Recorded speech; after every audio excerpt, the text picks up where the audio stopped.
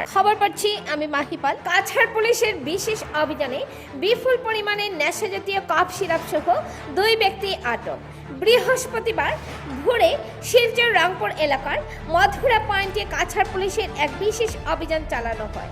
এই অভিযানে অবৈধভাবে বিপুল পরিমাণে নেশাজাতীয় কফ সিরাপ পাচার করার পথে একটি ট্রাক আটক করা হয়। এই বিষয়ে বিস্তারিত তথ্য তুলে ধরেন জেলার এসএসপি নোমান মাহাতো। সিপ্রিয়ান দাসের রিপোর্ট। পরবর্তী খবর পেতে হাইলাকান্দির দর্পণ টিভির নিউজ চ্যানেলটিকে একটি লাইক ও ফলো করে পাশে থাকুন। ধন্যবাদ। ড্রাগছ বা নিচাযুক্ত সামগ্ৰীৰ অবৈধ সৰবৰাহৰ বিৰুদ্ধে আমাৰ অভিযান অব্যাহত আছে। অসমৰ মাননীয় মুখ্যমন্ত্ৰী ডাঙৰীয়াই অসম ৰাজ্যখনক সম্পূৰ্ণৰূপে ড্ৰাগছ মুক্ত কৰিব বিচাৰিছে আৰু তেওঁ এইটো পৰিকল্পনা আছে আৰু এই পৰিকল্পনাৰ ওপৰত আমি দোহাই দি আমি অহৰহভাৱে আমি ড্ৰাগছ বিৰোধী অভিযান চলাই গৈছোঁ। আৰু আজি পুৱতি নিশা আমি এটা বিশেষ খবৰ পম খেদি আমি এটা অভিযান চলাইছিলোঁ আৰু এই অভিযানটো আমাৰ ৰংপুৰ অঞ্চলত এই অভিযানটো চলিছিলে আৰু ৰংপুৰ অঞ্চলত অভিযান চলি থাকোঁতে আমি চুবুৰীয়া ৰাজ্যৰ পৰা অহা এখন ট্ৰাক, এই ট্ৰাকখনৰ নাম্বাৰ হ'ল WB29B1996। এইটো চুবুৰীয়া ৰাজ্য পশ্চিমবংগলৰ পৰা এই ট্ৰাকখন আহিছিলে আৰু তাত 36টা তেলৰ ড্ৰাম আছিলে, ডাঙৰ ডাঙৰ তেলৰ ড্ৰাম আছিলে আৰু সেই ড্ৰামবিলাকৰ ভিতৰতে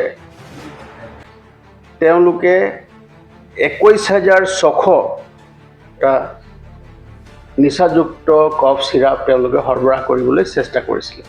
আৰু আমি এই বিশেষ গোপন সূত্ৰৰ পম খেদি যেতিয়া আমি অভিযান চলাওঁ, এই গোটেই সামগ্ৰীখিনি তাৰ পৰা ড্ৰামবিলাকৰ ভিতৰত, ড্ৰামবিলাক দেখিলে কোনো ধৰিব নোৱাৰে এইটো তেলৰ ড্ৰাম বুলিয়ে ভাবিব, কিন্তু ড্ৰামবিলাক যেতিয়া আমি কাটিছোঁ, কটাৰ ফলত এই যিবিলাক সামগ্ৰীসমূহ এই অবৈধ নাৰ্কটিক ছাবষ্টেঞ্চেছ আমি তাৰ পৰা উদ্ধাৰ কৰিবলৈ সক্ষম হৈছোঁ।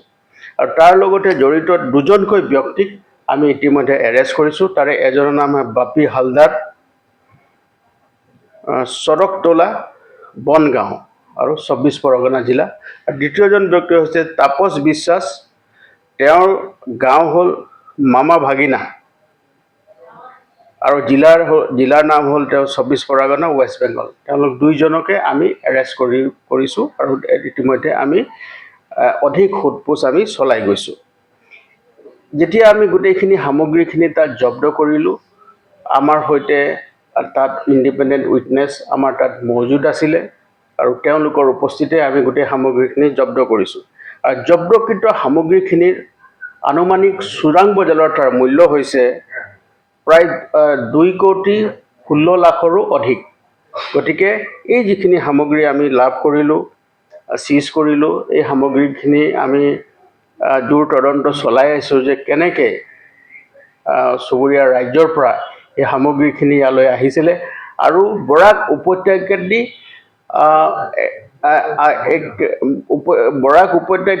এই সামগ্ৰীখিনি তেওঁলোকে অবৈধভাৱে সৰবৰাহ কৰি বাংলাদেশলৈ লৈ যোৱাৰ তেওঁলোকৰ পৰিকল্পনা আছিলে বুলি আমি প্ৰাৰম্ভিক তদন্তত আমি গম পাইছোঁ। গতিকে আমি 2জন ব্যক্তিক যিসকলক আমি গ্ৰেপ্তাৰ কৰিছোঁ, তেওঁলোকক সোধপোছ আমি অব্যাহত ৰাখিছোঁ আৰু ইয়াৰ আওতাত যিসকল আহিব, তদন্তৰ আওতাত যিসকল আহিব, তেওঁলোকৰ বিৰুদ্ধেও কঠোৰতম আইনগত ব্যৱস্থা ল'বৰ কাৰণে আমি তৎপৰ হৈ আছোঁ। আৰু এটাই কথা আমি ক'ব পাৰোঁ যে আমাৰ এই যি অভিযান আছে এই অব্যাহত থাকিব আৰু জিলাখনক ট্ৰেনজিট পইণ্ট হিচাপে ব্যৱহাৰ কৰি এটা দুষ্ট চক্ৰই এই অবৈধ বেহা চলাই যাবৰ কাৰণে অহৰহ চেষ্টা কৰি আছে আৰু তেওঁলোকে নিত্য নতুন মডাছ অপাৰেণ্ডি তৈয়াৰ কৰি এই ধৰণে কাম কৰি যাবৰ কাৰণে তেওঁলোকে চেষ্টা কৰিছে।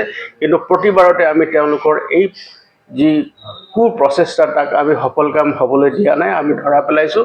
আৰু জিলাখনত যেতিয়ালৈকে ড্ৰাগছৰ এই অবৈধ সৰবৰাহ চলি থাকিব, আমাৰো অভিযান অব্যাহত থাকিব।